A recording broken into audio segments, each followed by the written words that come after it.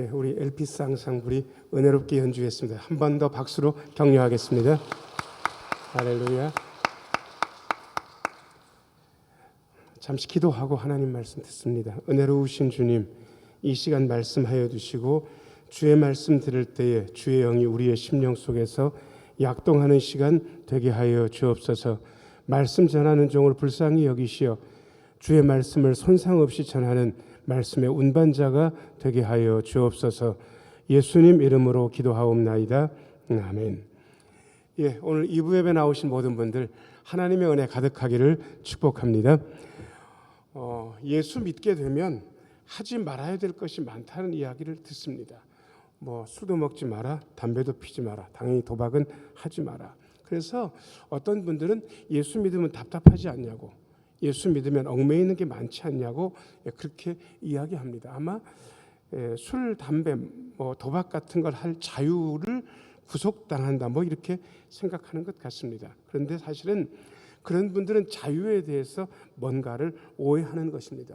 보통 술도 그렇고 담배도 그렇고 도박도 그렇고 계속 하게 되면 거기에 얽매이게 됩니다. 그래서 중독 사태에 빠져들게 되거든요.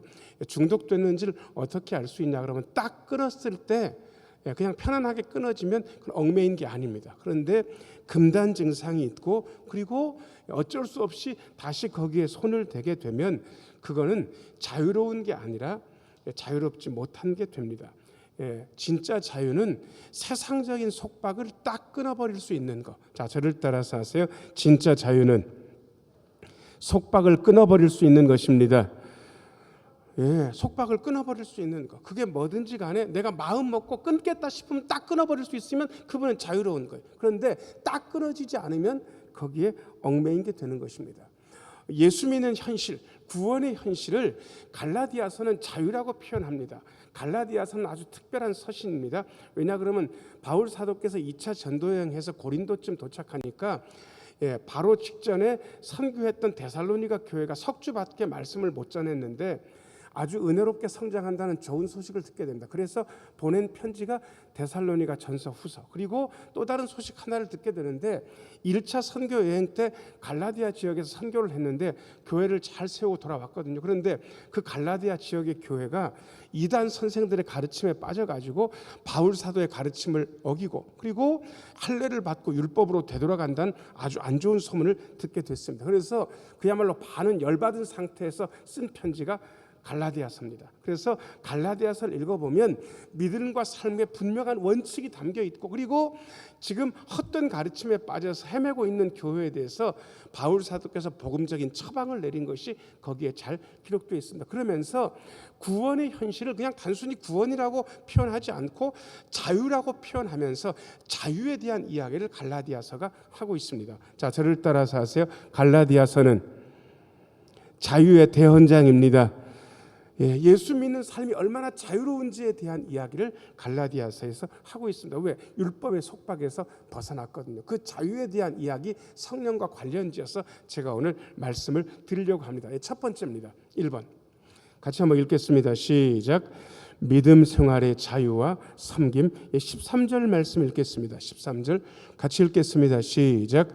형제들아 너희가 자유를 위하여 부르심을 입었으나 그러나 그 자유로 육체의 기회를 삼지 말고 오직 사랑으로 서로 종노릇하라. 여러분 13절은 이렇게 바꿔서 읽어도 아주 무방합니다. 형제들아 너희가 구원을 위하여 부르심을 입었으나 이렇게 바꿔도 하등의 문제가 없습니다. 그런데 갈라디아서는 구원을 위하여 부르심을 입었다라고 이야기하지 않고 자유를 위하여 부르심을 입었다라고 특별히 표현합니다. 자, 저를 따라서 하세요. 우리는 자유를 위해 부르심을 입었습니다.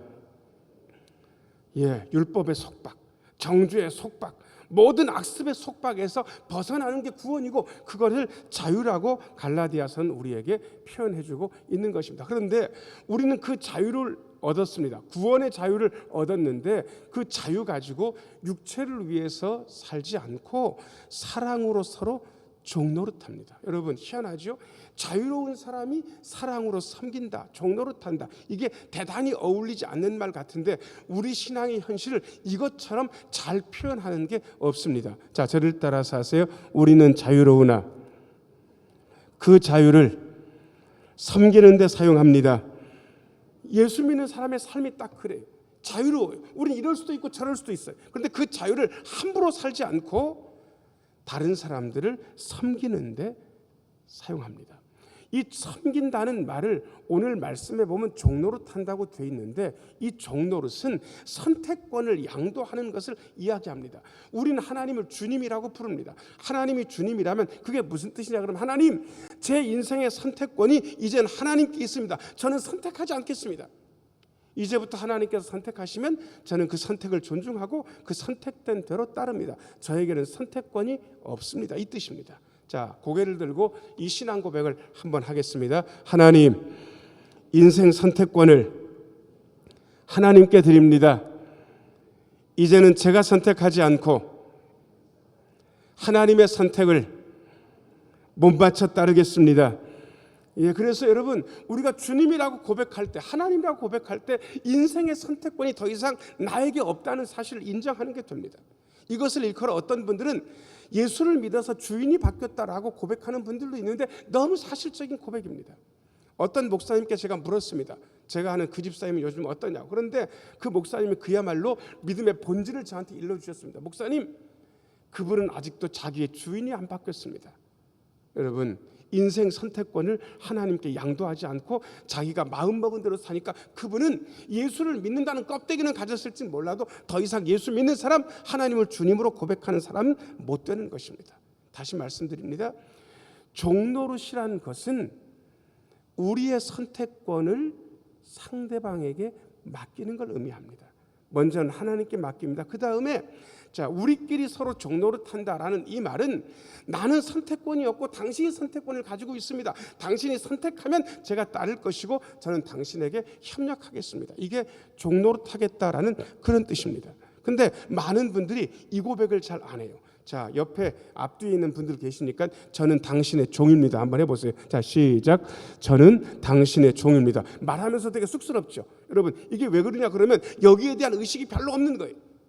하나님께는 제가 종입니다 이렇게 이야기하면서 편안한데, 옆에 있는 그 사람한테 제가 당신을 섬기겠습니다, 저는 당신의 종입니다, 이게 어색한 거예요. 왜? 내가 주도하고 싶거든요. 내가 선택할 테니까 당신은 따라와라 이랬으면 좋겠거든요. 그런데 아닙니다. 예수를 믿는 사람의 삶은 하나님께도 선택권을 양도하고 하나님을 섬기는 삶이고, 상대방, 우리 이웃에게도 선택권을 양도하고 이웃을 배려하고 이웃의 선택을 존중하고 그 선택에 따라서 사는 사람입니다. 나는 자유로워요. 그렇게 하지 않아도 돼요. 그런데 오늘 말씀은 그 자유를 가지고 종노릇하는 것에 대해서 이야기하고 있습니다. 자, 저를 따라서 하세요. 내 자유를 가지고 종이 되어 섬깁니다. 예, 여러분, 이게 사랑의 방법입니다. 14절 말씀. 14절 같이 한번 읽겠습니다. 시작. 온 율법은 내 이웃 사랑하기를 내 자신같이 하라 하신 한 말씀에서 이루어졌나니. 여러분, 이웃 사랑을 어떻게 합니까? 종노릇하면 되는 거예요. 당신이 주인이니까 당신이 선택권을 가지고 있고 당신이 결정하면 제가 따르겠습니다. 이게 사랑하는 거예요. 근데 우리는 사랑을 이런 식으로 하지 않아요. 우리 식대로 사랑해요. 우리 식대로 사랑한다, 내 식대로 사랑한다는 말은 사랑 안 한다는 말하고 똑같습니다. 예전에 목사님들이 자주 썼던 아주 유명한 비유가 있습니다. 예, 사자가 소하고 결혼을 했는데, 여러분, 사자하고 소는 식성이 같습니까? 다릅니까? 달라요. 그래서 사자가 피가 뚝뚝 떨어지는 사슴고기를 가지고 가지고 소한테, 당신 먹어, 이거 내가 제일 좋은 부위인데 당신을 위해서 남겨뒀어. 못 먹겠는 거예요. 소는 여물을 잘 준비하고 풀 같은 걸 잔뜩 꽈가지고 사자한테 갖다 주면서, 여보, 이게 진짜 기름진 꼴인데 내가 먹지 않고 당신을 위해서 남겨둬서 당신 많이 먹어. 여러분, 이런 식으로 사랑은 안 되는 거예요. 그게 내 식대로 사랑하는 거예요. 내 식대로 사랑은 사랑 안 하는 거랑 똑같습니다. 자, 저를 따라서 하세요. 당신의 방법대로 저는 당신을 섬깁니다. 예, 여러분, 그래서 필요한 게 뭔지 한번 물어보세요. 그게 사랑하는 방법이에요. 그게 종이 돼서 섬기는 거예요. 자, 15절 말씀. 그렇게 종이 돼서 섬기지 않으면 어떤 일이 벌어지는가? 15절 같이 한번 읽겠습니다. 시작. 만일 서로 물고 먹으면 피차 멸망할까 조심하라. 여러분, 내 생각대로 하는 것, 내 뜻대로 하는 것, 이것 때문에 모든 사람이 부딪힙니다. 야, 그거 내 생각에는 틀렸는데? 아니야, 이건 내 생각엔 이게 맞는 거야. 이것 때문에 계속해서 부딪히는 거예요. 이것 때문에 싸워요. 근데 사랑으로 종로로 타게 되면 그런 싸움은 없습니다. 내 식, 내 방법, 내 감정, 나의 유익, 이것 때문에 물고 먹습니다.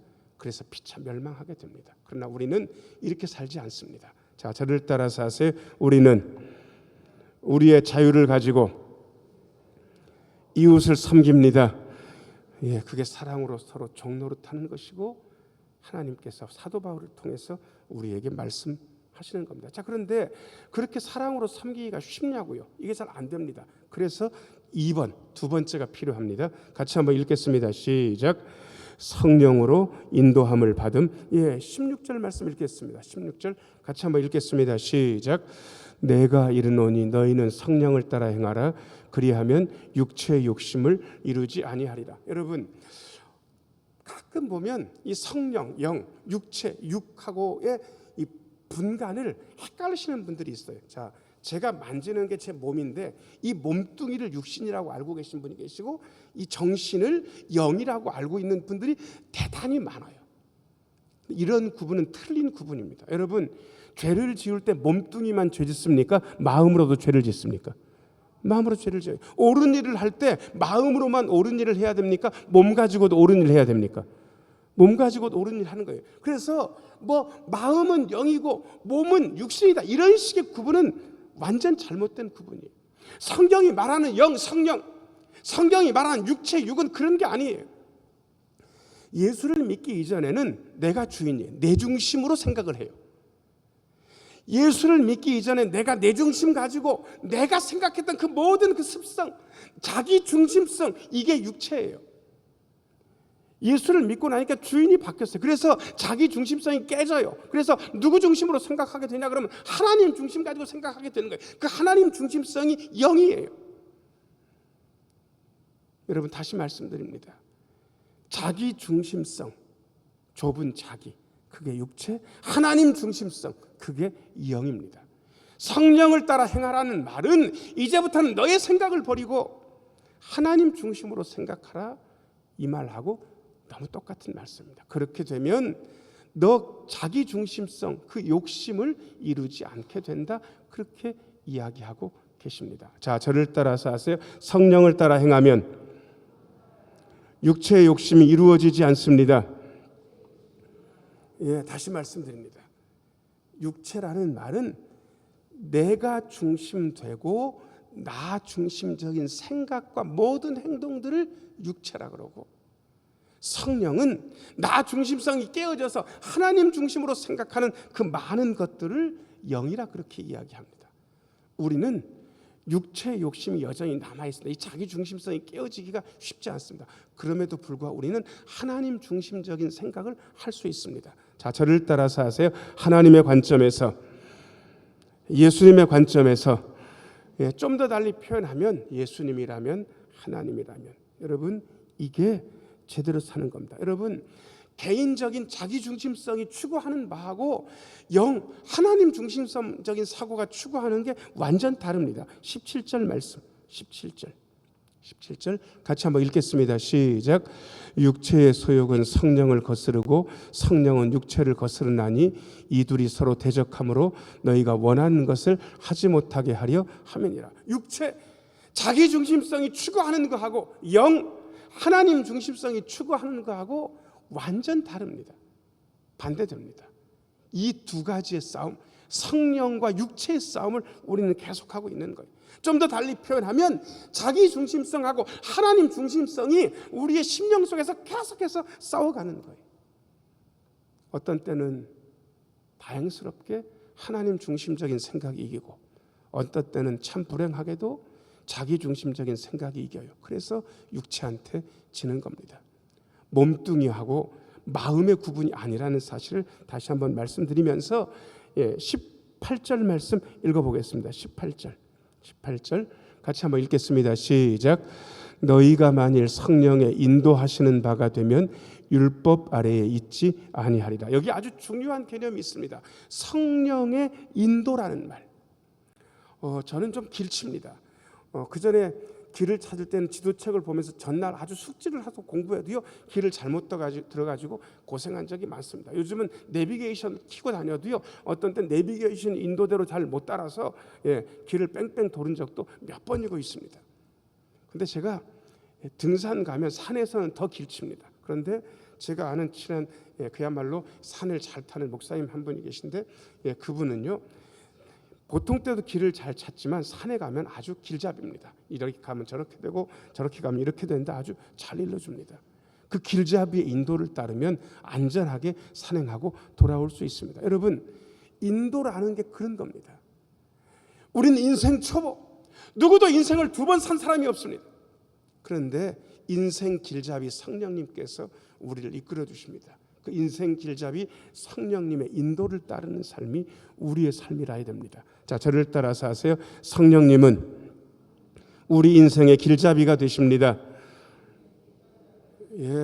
인생 길잡이가 없으신 분들, 인생 내비게이션 그게 말씀이고 그게 성령님이십니다. 그러니까 그 인생 내비게이션 우리 성령님께 잘 의탁하고 따르는 것이 인생을 제대로 사는 방법입니다. 그러면서 바울 사도는 육체의 어떠함에 대해서 이야기하고 있습니다. 이건 성령께서 원하시는 거하고 아주 반대되는 건데 이거를 열거를 합니다. 3번입니다.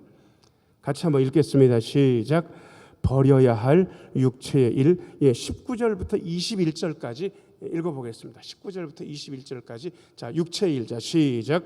육체의 일은 분명하니 곧 음행과 더러운 것과 호색과 우상 숭배와 주술과 원수 맺는 것과 분쟁과 시기와 분냄과 당 짓는 것과 분열함과 이단과 투기와 술 취함과 방탕함과 또 그와 같은 것들이라 전에 너희에게 경계한 것 같이 경계하노니 이런 일을 하는 자들은 하나님의 나라를 유업으로 받지 못할 것이요. 19절 말씀 한번 보세요. 육체하고 뭐가 연결되어 있는지. 성령의 일이라고 안 그러고 성령은 열매라고 되어 있습니다. 나중에 읽을 거지만 육체는 열매라고 안 그러고 육체는 일이라고 이야기합니다. 자, 저를 따라서 하세요. 육체의 일, 성령의 열매. 여러분 이 표현을 정확하게 생각을 좀 하셔야 됩니다. 일을 하는 게 쉽습니까? 일을 안 하는 게 쉽습니까? 안 하는 게 쉬워요. 딱 마음 먹고 가만히 있어버리면 일을 안 하는 거예요. 육체의 일이에요. 육체의 열매가 아닙니다. 육체의 일이기 때문에 뭔가 움직여야 이런 잘못된 일들이 일어납니다. 가만히 있으면 이런 일들은 안 일어나는 거예요. 그래서 육체의 일은 그만두는 거예요. 육체의 일은 버리는 것입니다. 자, 저를 따라서 하세요. 육체의 일을 멈추게 하소서, 버리게 하소서. 특별히 그 중에서 20절 말씀 비춰줘 보세요. 20절. 제가 두 번째 줄 뭐 맺는 거? 원수 맺는 거. 이게 육체의 일이라는 사실을 여러분들에게 말씀드리고 싶습니다. 많은 것들이 있지만 원수 맺는 게 뭔지. 처음부터 원수가 되진 않아요. 처음엔 그냥 좋게 지내요. 그러다가 어떤 일이 발생하면서 섭섭함이 탁 올라와요. 그 섭섭함이 해결되지 않게 되면 미움이 돼요. 그 미움을 버리지 않으면 그 다음부터는 원수가 되는 거예요.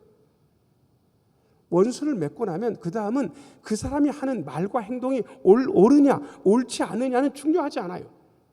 중요한 건 그 사람이 했느냐 안 했느냐 이것만 중요한 거예요. 그 사람이 했으면 무조건 잘못이에요. 그 사람이 했기 때문에. 여러분 이게 원수 맺는 거예요. 예수를 믿는 사람 가운데서도 이 원수 맺는 것 때문에 힘들어하는 분들이 계세요. 풀리지 않는 거예요. 21절. 이런 일을 하는 사람들, 원수 맺는 일을 하는 사람들은 하나님의 나라를 유업으로 받지 못한다고 하나님께서 사도 바울을 통해서 경고하고 계셔요.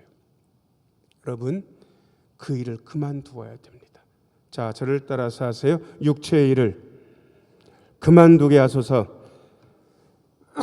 육체의 일을 버리게 하소서. 그런데 버리려고 해도 잘 안 버려집니다. 이게 문제입니다. 그래서 제가 말씀드립니다. 도대체 육체의 일을 버리는 방법이 뭘까? 우리는 이미 읽었습니다. 성령을 따라 행하라. 그리하면 육체의 욕심을 이루지 아니하리라. 육체의 일은 안 돼. 이거 해서는 안 돼. 이거 해서는 안 돼. 자, 그러면 제가 여러분들한테 한번 좀 요청할 게 있습니다.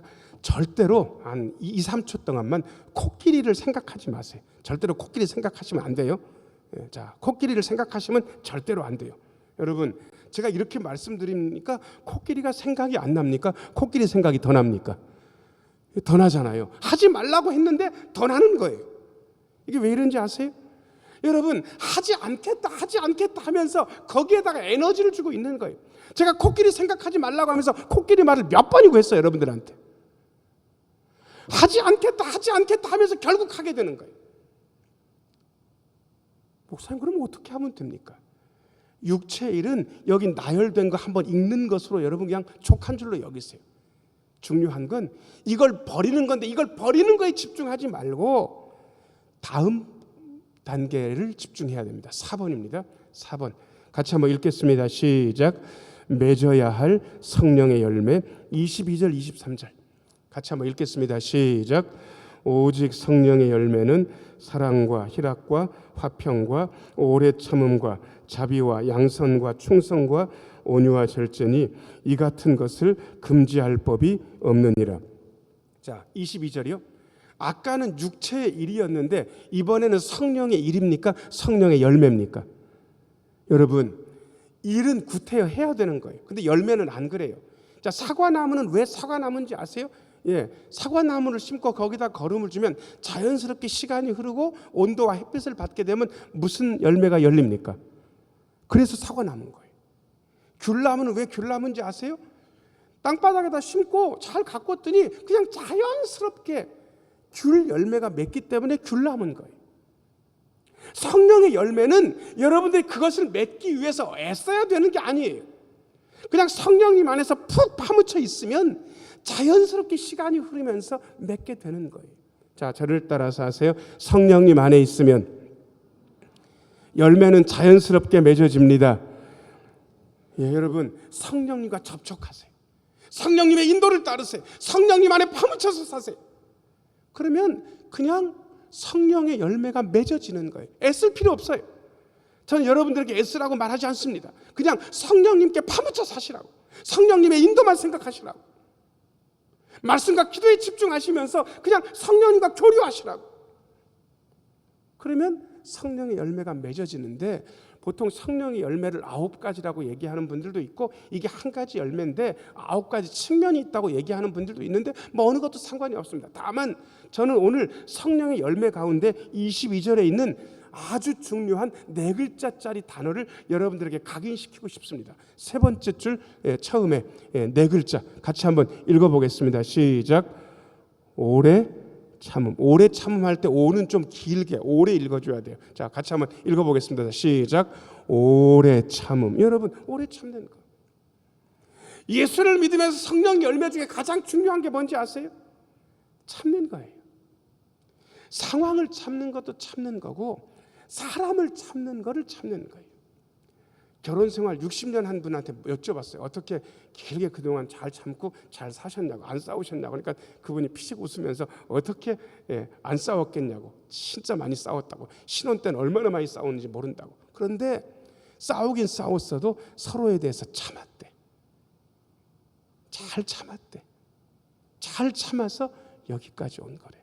여러분, 제가 성령의 열매 중에서 오래 참음에 대해서 이야기하고 있습니다. 자, 옆에 있는 분, 앞뒤에 있는 분을 얼굴 보시면서요. 제가 오래 참아 드릴게요. 한번 해보세요. 자, 시작. 제가 오래 참아 드릴게요. 여러분, 오래 참아 주세요. 제가 부탁드릴게요.